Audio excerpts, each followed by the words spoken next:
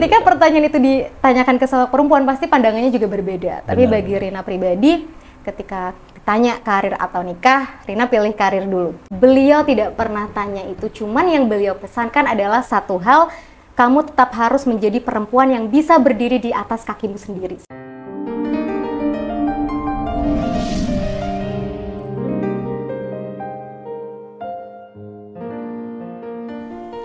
Oke, balik maning balik di acara Prioritas. Prioritasmu menentukan masa depanmu. Kali ini saya sudah kedatangan salah satu bintang tamu yang cantik. Ya, soalnya perempuan. Soalnya perempuan.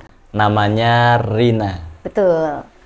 Dan beliau ini adalah founder Ritok Academy. Ritok Academy itu apa?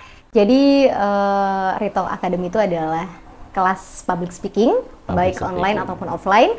Jadi kalau misalkan nanti teman-teman pengen belajar tentang dunia public speaking gitu ya, itu bisa di Ritok Academy. Nah, info selengkapnya nanti kita taruh link di bawah ya. Kita taruh link di bawah. Dan tentunya Mbak Rina ini menjalani bisnis itu atau usaha itu karena beliau adalah penyiar radio. Iya, penyiar radio. penyiar radio. Jadi sudah tidak diragukan lagi terkait dengan public speakingnya. Sebenarnya masih belajar juga, makanya perlu buka kelas ini. Oh iya, untuk mengasah. Iya, betul. Lebih mengasah kemampuan. Karena apabila kita sedang berbagi ilmu itu sama dengan kita sebetulnya sedang menambah ilmu. Kurang lebihnya kan begitu.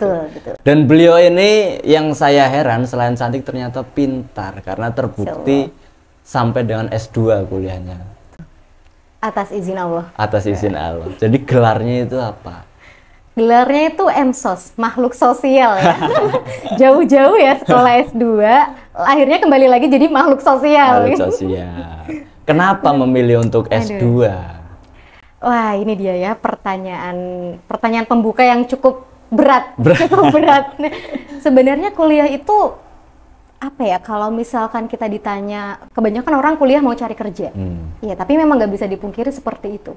Tapi dulu awal-awal saya masuk S2 itu karena merasa bahwa saya harus membuka peluang-peluang baru yang lebih lebar lagi.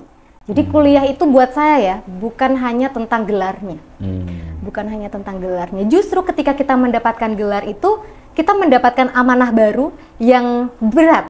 Gimana nih kita bisa betul-betul mengimplementasikan amanah itu, amanah gelarnya gitu. Jadi kuliah buat saya tuh bukan hanya sekedar mencari gelar atau mungkin sekedar mencari kerja, tetapi adalah orang-orang yang saya temui. Orang-orang yang saya temui ketika perjalanan perkuliahan saya itu seperti apa? Saya belajar dari mereka. Jadi belajar itu bukan hanya dari bangku kuliah aja, tapi memang lebih banyak dengan orang-orang di luar bangku kuliah. Tapi apakah sudah merasakan, sudah pernah dipakai belum ijazah S2-nya? Belum. Untuk kerja ya, untuk kerja. Sejauh ini saya tidak pernah pakai ijazah. Jadi berkarirnya tidak pernah pakai ijazah. Berkarirnya tidak pernah pakai ijazah. Ya mungkin karena berkat kuliah juga akhirnya membuka relasi. Lebih banyak. Akhirnya ketemu sama orang yang punya skill ini, skill itu, akhirnya jangan berkolaborasi gitu, mengajak mereka gitu tuh. Betul. Nah, itu dia tujuan saya kuliah adalah berusaha untuk membuka peluang-peluang baru gitu. Meskipun juga tidak bisa dipungkiri yang namanya mempunyai ijazah itu yang membuka lebih banyak kemungkinan. Betul. Tetapi untuk saat ini ya, kalau misalkan kita hanya mengandalkan ijazah tanpa kita punya skill, tanpa kita punya kemampuan, ya mohon maaf gelarnya mau buat apa? Karena seperti tadi yang di awal saya sampaikan bahwa gelar itu adalah amanah yang cukup berat. Apakah kita nantinya ketika sudah selesai kuliahnya, ketika kita sudah mendapatkan gelar itu, apakah kita betul-betul bisa mengimplementasikan amanah itu gitu kan? Jadi memang itu yang harus diingat-ingat ya bagi sedulur semua, kawan-kawan. Sarjana atau gelar itu atau ijazah itu tidak menjadi patokan. Betul. Skill yang penting. Betul, yang penting adalah skills, yang penting adalah kemauan kita untuk belajar. Terus kita juga harus terbuka sama perubahan. Seandainya nih kita mungkin ijazahnya memang udah S2, S3 sekalipun, tapi kalau dia tidak terbuka sama perubahan-perubahan yang ada, ya dia akan stuck di situ. Iya. Tapi setahu saya jenengan ini kan sibuk banget ya, sibuk banget ngurusin karir sampai kayaknya soal asmara itu nggak begitu diperhatikan. Aduh, ini ngomongin asmara ya. Sebenarnya bukan tidak diperhatikan ya, karena memang kita itu kan adalah makhluk yang memang diciptakan dengan beragam pilihan. Kita adalah produk pilihan gitu kan. Kita adalah produk pilihan. Jadi ketika kita sudah dihadapkan dengan sebuah pilihan, ketika kita udah memilih satu pilihan, ya kita harus tanggung jawab sepenuhnya. Termasuk ketika soal asmara, antara asmara, karir, atau mungkin pendidikan ya. Ketika saya dihadapkan dengan pilihan-pilihan itu, mana nih yang saya harus fokuskan terlebih dahulu? Karena pesan orang tua saya ya, ketika kita punya suatu impian, dapatkan itu kuncinya cuma satu. Apa itu? Fokus, betul. Tapi memang nggak bisa dipungkiri ya, ketika kita berusaha untuk mengejarnya, untuk menjalani hal yang sedang kita fokusi, pasti kita akan ketemu sama badai-badai di pinggir jalan tuh. Betul, tinggal bagaimana kita bisa untuk melewatinya atau tidak. Gitu. Nah, terkait dengan topik kita itu sesuai dengan background jenengan, kita akan membahas prioritas mana sih antara karir dengan nikah. Prioritas karir atau nikah? Oke, ini sebelum dijawab ya, mau disclaimer dulu bahwa setiap orang itu kan punya perspektif sendiri. Betul. Termasuk jenengan atau mungkin saya atau mungkin siapapun itu pasti punya perspektif sendiri. Apalagi ketika itu dipertanyakan sama sosok seorang perempuan. Nah, betul. Ketika pertanyaan itu ditanyakan ke sosok perempuan pasti pandangannya juga berbeda. Tapi bagi Rina pribadi, ketika ditanya karir atau nikah, Rina pilih karir dulu. Karir dulu. Betul. Karir dulu. Karena buat Rina ya, menikah itu bukan perkara main-main. Bukan perkara main-main yang hanya sekedar, misal saya ketemu sama orang yang oke nih, good looking, mungkin dari secara luarnya oke lah, dompetnya mungkin oke, karirnya oke, pendidikannya oke, tapi kan kita tidak akan pernah tahu kemungkinan apa nih yang terjadi di dalam rumah tangga ketika sudah menikah nanti. Nah, itu dia. Kebanyakan yang menjadi api di dalam rumah tangga itu adalah masalah perekonomian. Betul. Walaupun masalah ekonomi bukan yang utama, bukan masalah utama, tetapi dia adalah api yang akan menjadi, bukan api ya, ibaratnya yang akan menjadi kayu bakar yang bisa membakar timbulnya masalah-masalah lain. Betul. Dan bahkan ya kasus perceraian tertinggi itu karena masalah ekonomi. Nah, itu dia kenapa saya memilih karir dulu, karena sebagai salah satu langkah untuk antisipasi kemungkinan-kemungkinan yang memang nantinya tidak bisa kita prediksi terjadi seperti apa gitu. Jadi jenengan bukan tipikal wanita yang hanya bersandar secara ekonomi ke suami ya? Tidak. Betul. Karena saya selalu punya prinsip bahwasanya kita tidak bisa mengandalkan orang lain secara terus-menerusan. Kita tidak bisa ketergantungan sama orang lain, gitu kan. Dan juga kita nggak bisa mengandalkan orang lain. Mau sampai kapan sih kita mengandalkan dia, gitu kan. Bahkan kalaupun menikah, kita nggak ada yang bisa menjamin mau hidup selamanya sama dia, ya kan? Ya bisa aja kayak mungkin umurnya tiba-tiba terpangkas di jalan, gitu. Atau mungkin ada masalah-masalah yang nggak bisa dihindari. Nah, kenapa memilih karir ya? Bukankah lebih indah nih seandainya kita antara suami dan istri itu bisa turut berperan andil ya kan? Jadi saling membantu lah gitu. Bukankah pasangan kayak gitu ya, Mas? Iya, betul. Karena yang namanya setiap usaha atau misal suami di situ sedang mencari nafkah itu kan pasti ada up and down. Betul. Dan ketika suami mungkin down, jenengan siap membackup lah ya. Betul. Jadi rencana setelah menikah tetap akan berkarir. Betul. Rencananya harapan saya ketika memilih suami itu tidak bisa sembarangan dengan posisi, dengan background saya yang mungkin ya seperti inilah ya, seperti ini, dengan orang yang masih asik dengan karirnya, dengan orang yang tetap masih berpendirian, tidak ketergantungan sama orang lain gitu. Harapannya nanti ketika punya suami itu ya dia yang bisa saling support, bisa saling melengkapi satu sama lain, dan sebisa mungkin dia punya visi yang jelas. Visi hidupnya tuh apa sih? Mau kemana? Mau dibawa kemana hidupnya? Terutama visi ketika setelah menikah nanti. Gitu. Setelah itu baru kayak ya udahlah kita grow up bareng-bareng gitu. Grow up bareng-bareng. Jadi bagi pemirsa yang kiranya memiliki visi sama dengan Rina, khususnya para laki-laki, bisa mensondingkan atau mendaftarkan. Aduh. Karena sementara ini jomblo ya. Nanti disensor nggak nih? Jadi bukan udah lebih kayak jomblo ya, karena memang fokusnya belum ke arah itu. Iya. Tapi ada ketentuan nggak sih, Rin? Artinya mau nikah di umur berapa? Enggak juga. Enggak juga sih, karena memang di usia sekarang tetap fokus utamanya adalah karir, dan tidak menutup kemungkinan juga ketika nanti dalam proses karir saya ketemu sama seseorang. Ya mungkin ketemu sama seseorang tuh banyak ya, ketemu sana sini, tetapi yang klik lah ya, yang klik itu kan nggak semua orang klik. Betul. Nah jadinya ketika nanti dalam proses karir saya menemukan seseorang yang dia sefrekuensi sefrekuensi, punya pemikiran yang sama, punya visi yang sama gitu kan, mau kita grow up bareng-bareng, ya kenapa tidak? Nanti bisa dipertimbangkan gitu. Jadi tolak ukurnya bukan umur ya? Bukan umur, tapi menemukan orang yang satu frekuensi. Betul, dan lebih ke kesiapan antara mentalnya. Kesiapan antara ya mungkin lebih ke ilmunya ya.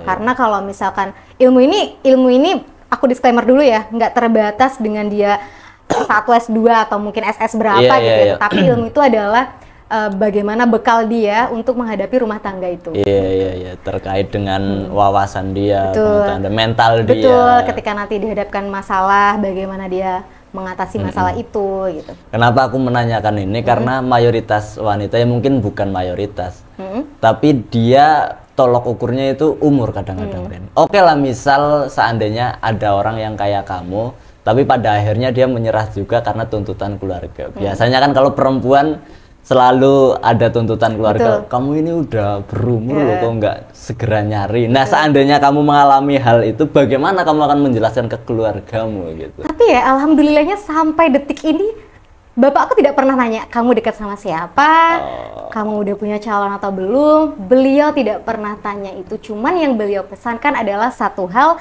kamu tetap harus menjadi perempuan yang bisa berdiri di atas kakimu sendiri, sekalipun kamu udah berkeluarga nanti. Itu pesan dari orang tua. Berarti kamu terbentuknya kayak gini karena salah satu ya mindset orang tua mungkin ya. Betul. Sebenarnya ya untuk sudut-sudut itu yang hal-hal yang membuat kita jadi terburu-buru nikahnya, atau mungkin tanpa kesiapan mental, tanpa kesiapan ilmu tentang pernikahan dan lain sebagainya, itu karena tuntutan dari masyarakat tadi, lingkungan masyarakat. Iya, benar. Tapi memang nggak dipungkiri, walaupun keluarga aku tidak pernah menanyakan hal itu, masyarakat sekitar atau mungkin saudara-saudara itu memang menanyakan hal itu. Nah itu kamu gimana cara ngatasinya? Betul, caraku mengatasi cukup gampang, bahwa menikah itu bukan perkara yang main-main buat saya, karena akan sangat berbahaya. Buat aku ya, akan sangat berbahaya ketika aku nikah sama orang yang tidak tepat. Tapi kamu berusaha menjelaskan, setiap ada orang nanya berusaha menjelaskan itu apa enggak? Apa kamu ya udahlah gitu? Aku lebih ke cuek aja, cuek aja, karena memang kita punya prinsip. Jadi kalau pesan aku ya, misalkan seandainya teman-teman dihujani pertanyaan seperti itu, khususnya perempuan ya, kita harus punya prinsip dulu nih. Prinsip kita sebenarnya apa? Kalau kita memang sudah berpegang sama prinsip, ya omongan apapun itu nggak akan ngaruh buat kita. Itu yang terjadi di aku, ya nggak tahu kalau orang lain ya. Makanya ini kan sebagai referensi juga, Torin. Barangkali kan yang nonton juga mengalami hal sama. Sebetulnya dia ingin banget berkarir, tapi secara kondisi belakangnya itu nggak memungkinkan. Betul. Dan yang membuat kamu kayak gini mungkin salah satunya karena kamu anak terakhir juga. Iya sih, karena anak terakhir dan mungkin saudaranya banyak. Akhirnya kayak saudaraku itu bukan hanya sebatas saudara, tapi adalah guru buat saya. Guru buat saya, dimana mereka sudah menjalani kehidupan yang belum saya jalani. Tapi walaupun saya belum menjalani, saya bisa belajar dari mereka. Ya mungkin tentang kehidupan rumah tangganya, atau mungkin permasalahan-permasalahannya, bagaimana cara mereka menyikapi masalah itu ketika di dalam keluarga. Itu kita harus belajar dari itu, pertimbangkan nih kalau misalkan kita mengambil langkah ini kira-kira tepat atau tidak. Gitu. Tapi kira-kira Rin, situasi apa atau kondisi apa nanti ketika kamu udah berkeluarga dan di situ kamu memang legowo untuk tidak berkarir gitu? Itu situasi apa? Ada batasannya nggak? Mungkin ketika suami memang benar-benar dia punya usaha dan dia udah benar-benar grow, dan di situ kamu hanya suruh diem aja dan kamu di situ juga udah merasa tercukupi, atau ketika kamu nanti udah punya anak yang dilalahnya kok anaknya banyak banget gitu, atau kamu ada bayangan itu nggak? Ada, sebetulnya ada. Dan kenapa saya berusaha untuk mulai karirnya sendiri, ibaratnya kayak merintis gitu ya. Merintis itu memang menyakitkan ya teman-teman. Merintis itu menyakitkan karena salah satu tujuan saya adalah saya harus pegang anak saya sendiri. Saya harus pegang anak saya sendiri, dan harapannya anak saya terdidik atas apa yang saya didik ke dia, bukan didikan orang lain gitu. Kan kalau misalkan orang-orang sekarang mungkin nitipin anaknya ke orang tua gitu. Maksudku gitu maksudku. Aku enggak, aku tidak. Makanya kenapa akhirnya saya memutuskan untuk fokus ke karir, nata hidup saya terlebih dahulu, ibaratnya punya ya setidaknya kemandirian finansial lah, kemandirian finansial. Nanti untuk apa ketika seandainya saya udah mandiri, saya bisa membuka lowongan pekerjaan gitu kan, bisa mempekerjakan banyak orang. Saya bisa fokus ke anak saya bisa mendidik anak saya atas diri saya sendiri, tidak pengaruh didikan orang lain. Karena kalau misalkan kita mengandalkan pendidikan orang lain, kita tahu sekarang ya dunia seperti apa, pendidikannya, lingkungannya, itu kan cukup cukup krusial ya, cukup krusial. Apalagi untuk aku yang tidak tahu nanti di tahun berapa punya anak, itu pasti tantangannya akan lebih luar biasa. Makanya kenapa kayak kita harus terus belajar, terus mencari ilmu, yaitu untuk bekal nanti ketika aku memang sudah punya anak. Makanya aku akan fokus ngurusin anak, tapi tidak melepaskan karir yang sudah saya dibangun. Tapi harapannya nanti ketika udah punya anak itu udah bisa berjalan tanpa harus kehadiran sosok. Betul. Jadi cita-citamu itu mulia ya, sekarang gaspol tapi ada keniatan untuk itu. Iya, betul. Tetap ada. Iya. Makanya ketika mau cari suami, pilih suami ya dia yang memang bisa support ini. Dia bisa support aku bisa support dia gitu. Punya visi yang sama gitu. Jadi memang cita-citanya mulia banget. Ini mungkin nggak semua yang fokus ke karir sekarang tujuannya kayak gitu sih, Rin. Dan tujuanmu itu bagus dan bisa dicontoh ke mungkin wanita-wanita di luar sana. Nggak apa-apa sekarang mumpung belum menikah di gaspol. Nanti harapannya ketika udah sampai punya anak, ada usaha yang udah bisa berjalan dengan sendirinya. Jadi anak itu langsung dididik sama ibunya, karena itu memang beda banget sih didikan ibu sama orang lain. Kalau harapannya kita sesuai dengan apa yang kita inginkan, pasti harus dididik sendiri gitu tuh. Tapi kamu nggak ada cita-cita untuk menggunakan ijazahmu gitu, Rin, sebagai S2 gitu? Ijazahnya ya. Kamu nggak pernah pengen kerja di mana gitu, nggak pernah tuh? Ya pengen, cuman kayaknya ketika misalkan ya, ketika kita kerja di suatu tempat, suatu instansi, itu yang saya pikirkan pertama adalah keterikatan. Keterikatan. Nah itu dia, ketika nanti terikat, seandainya saya mau sampai kapan sih saya harus terikat dengan suatu instansi, suatu lembaga, nanti bagaimana dengan anak saya? Karena lagi-lagi satu tadi, tujuan saya adalah anak saya harus dipegang oleh saya sendiri gitu. Makanya gimana caranya nih biar saya tidak terikat sama sesuatu. Saya tetap bisa mengeksplor terus gitu kan, melakukan banyak hal yang memang sudah direncanakan gitu. Iya. Jadi memang secara mindset, secara pengetahuan Rina ini sangat bijak ya, sangat bijak. Tapi nggak ada tuntutan dari orang tua juga. Biasanya orang tua, Rin, yang nuntut, kamu ini udah S1 misal, atau kamu udah sarjana S2, kok nggak coba pakai ijazahnya sih? Itu kan umumnya, maksudnya mindset masyarakat umum. Itu nggak pernah? Alhamdulillah sejauh ini tidak. Itu sebagai salah satu privilege buat aku pribadi punya orang tua yang support gitu, punya orang tua yang support. Tapi kan hal itu terjadi tidak begitu saja. Ketika kita banyak berkomunikasi, misalkan ketika kita punya tujuan mau karir, ya udah diskusikan sama orang tua nih, sama orang tua, obrolkan apa visi kamu, tujuan kamu, kira-kira nanti ketika hal ini tidak terjadi apa solusinya. Jadi ketika ngobrol sama orang tua harus disertai dengan pertimbangan-pertimbangan yang akhirnya nanti membuat orang tua yakin bahwa oh ini anak bisa, oh ini anak mampu. Itu dia kenapa orang tuaku selalu membekali, selalu ngingetin bahwa Bapak tuh nggak bisa ngasih kamu warisan harta, tapi Bapak akan selalu mengupayakan bahwa ilmu itu wajib buat kamu gitu. Karena nanti dengan ilmu kamu bisa melakukan banyak pertimbangan-pertimbangan. Background orang tuamu apa sih, Rin? Kayaknya ini sekali ya. Enggak, orang tua saya petani. Orang tua tapi saya open minded gitu ya. Alhamdulillah ya, beruntungnya itu punya orang tua yang open minded, terutama bapak saya. Kalau bapak saya tuh memang aku lebih sering diskusi hal-hal yang kayak gini tuh ke bapak saya. Bahkan ketika saya mau membuka usaha pun, merintis usaha pun ini, saya diskusi sama bapak saya. Saya diskusi, saya masih ingat bahwa waktu itu selepas sholat subuh, pulang dari musola, ngobrol sama bapak, Rina pengen ngobrol, pengen bincang-bincang, Rina punya plan A, B, C gitu kan, plan A, B, C, jika ini plan A tidak terwujud karena saya sudah mencabut keterikatan saya dari salah satu perusahaan, ini plan B, saya ada tawaran di sana dengan yang mungkin lu mau gaji berapa gitu, gaji berapa gitu. Tapi pertimbangannya ketika saya mengambil ini, maka saya akan ABC gitu kan, saya akan ABC gitu. Terus saya punya plan lagi, plan C, saya pengen berkarir, tapi saya juga mengajukan pertimbangan bahwa ketika saya memilih karir, konsekuensinya adalah ini. Konsekuensinya ini, mungkin tujuan saya adalah ABC, tapi ada resiko-resikonya nih, resiko-resiko yang harus dihadapi nanti ketika kamu merintis bisnis, resikonya ini. Terus kalau udah tahu resikonya apa, solusimu apa gitu, setelah kalian ditawarkan gitu. Artinya ada dalam pertimbangan-pertimbangan itu yang kita komunikasikan, kita ajukan gitu. Mungkin faktor komunikasi kali ya, yang akhirnya orang tua ngerti dan bisa support kamu ya.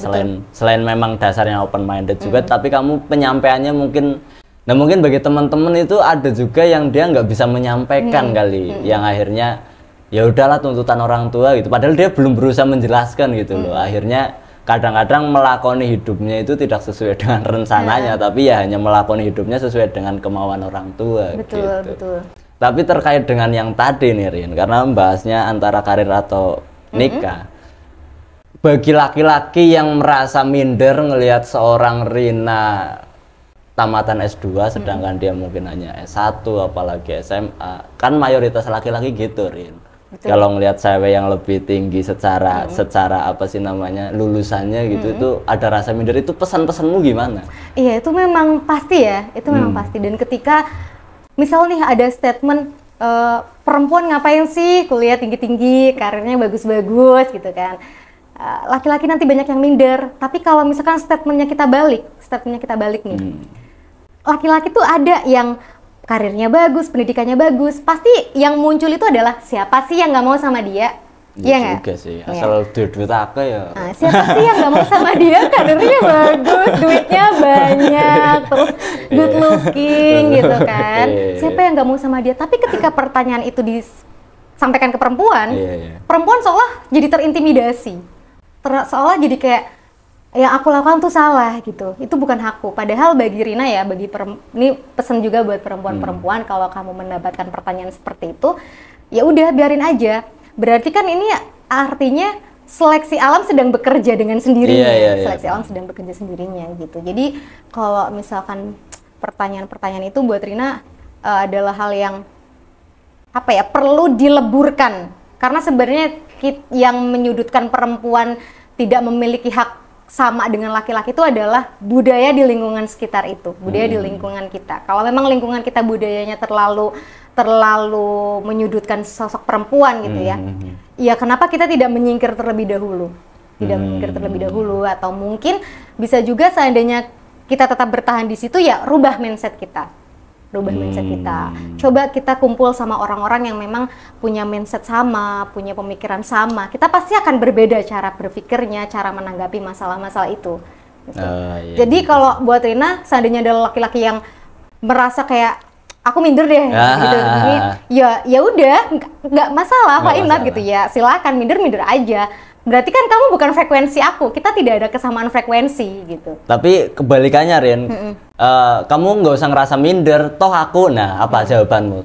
Kenapa mereka nggak harus ngerasa minder gitu? Karena apa?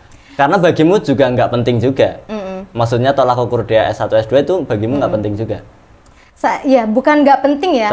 Tapi sebenarnya tuh ketika orang itu belajar menempuh pendidikan, dia tuh pola pikirnya yang terbentuk. Banyak kok teman-teman S1, teman-teman yang lulus S2, dia pola pikirnya juga masih sama kayak mungkin ABG atau mungkin ya pola pikirnya belum apa ya, mungkin belum bijak, belum dewasa gitu. Jadi kalau misalkan ada orang yang seperti itu, ya dia harus punya visi nih, visi yang dia tawarkan ke saya, kayak ibaratnya aku nggak minder kok, toh aku punya visi hidup yang jelas gitu. Visi hidup yang jelas, arahku kemana gitu kan, ada hal-hal yang bisa kita pertimbangkan, kita diskusikan gitu. Jadi memang ketika mau nikah ya nggak sekedar sama-sama suka, udah nggak, tapi harus jelas dulu nih visi misimu mau dibawa kemana gitu. Jadi nggak usah pada minder ya, bagi yang di sana mungkin nggak S2 gitu. Aku aja nggak minder karena aku punya visi. Apa ada visi lo? Karena aku punya visi. Mungkin ini pertanyaan terakhir, Rin. Pertanyaan terakhir sebelum aku tutup ya. yang pasti sebagai seorang perempuan itu kan nantinya toh akan mengikuti suami gitu. Betul. Nah, kamu akan membangun sebuah komunikasi hubungan dengan suami itu yang metodenya seperti apa? Apakah feodal yang hanya nggih menuruti suami, atau akan membangun kolom-kolom diskusi gitu?